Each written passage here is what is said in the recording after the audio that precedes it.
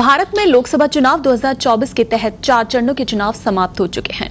आने वाले दिनों में 3 फेज के लिए वोटिंग होगी और इसी बीच मंगलवार को प्रधानमंत्री मोदी ने वाराणसी लोकसभा सीट से अपना नामांकन दाखिल कर दिया और पीएम का नामांकन किसी भव्य समारोह की तरह दिखा, जिसमें भाजपा और एनडीए के तमाम दिग्गज नेताओं का जमावड़ा वाराणसी में हुआ। लेकिन क्या इस तस्वीर पर गौर किया कि नामांकन पत्र दाखिल करते वक्त पीएम मोदी तो खड़े थे, लेकिन रिटर्निंग ऑफिसर कुर्सी पे ही बैठे रहे। सबके जहन में ये सवाल है कि आखिर ये अधिकारी कौन है जिसके सामने पीएम खड़े थे। हालांकि सिर्फ पीएम मोदी ही नहीं, बल्कि कोई भी उम्मीदवार हो, रिटर्निंग ऑफिसर बैठे ही रहते हैं। दरअसल ये एक प्रोटोकॉल होता है। नामांकन करने कितना ही बड़ा नेता क्यों ना आ जाए, उनके सम्मान में रिटर्निंग ऑफिसर खड़ा नहीं हो सकता।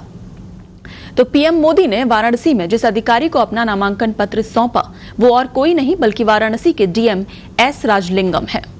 आईएएस अधिकारी एस राजलिंगम वर्तमान में वाराणसी के डीएम जिलाधिकारी के पद पर तैनात हैं।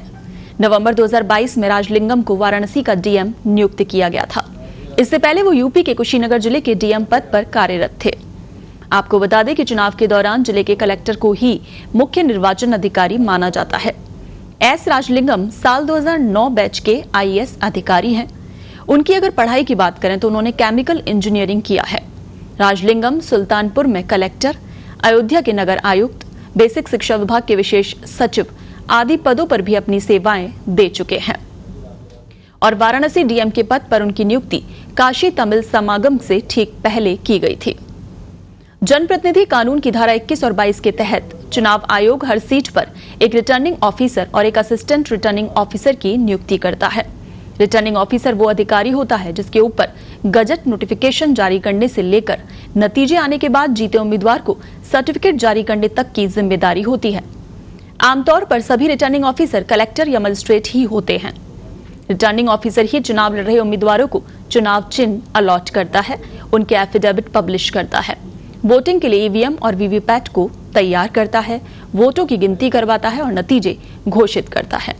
कुल मिलाकर वो रिटर्निंग ऑफिसर ही होता है जिसकी मदद से चुनाव आयोग अच्छी तरह से चुनाव करवा पाता है और इन्हें 3 साल के लिए नियुक्त किया जाता है। आपको बता दें कि लोकसभा चुनाव 2024 कुल 7 चरणों में पूरे होंगे।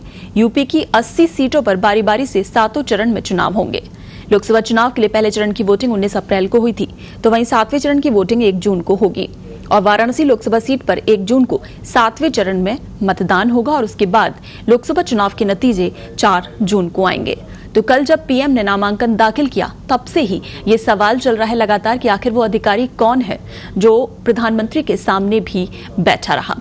तो हमने आपको बता दिया है कि नामांकन दाखिल कर रहे थे उस वक्त वो रिटर्निंग ऑफिसर ही थे जो कि कुर्सी पर बैठे रहे। और ऐसा नहीं है कि सिर्फ पीएम मोदी के सामने वो बैठे रहे हों, बल्कि कोई भी उम्मीदवार हो, रिटर्निंग ऑफिसर बैठे ही रहते हैं, क्योंकि ये एक प्रोटोकॉल होता है। तो नामांकन करते वक्त कितना ही बड़ा नेता क्यों ना आ जाए, उनके सम्मान में रिटर्निंग ऑफिसर खड़ा नहीं होता है। और ये है वाराणसी के डीएम एस राजलिंगम, आईएएस अधिकारी हैं जो कि वर्तमान में वाराणसी के डीएम के पद पर तैनात हैं।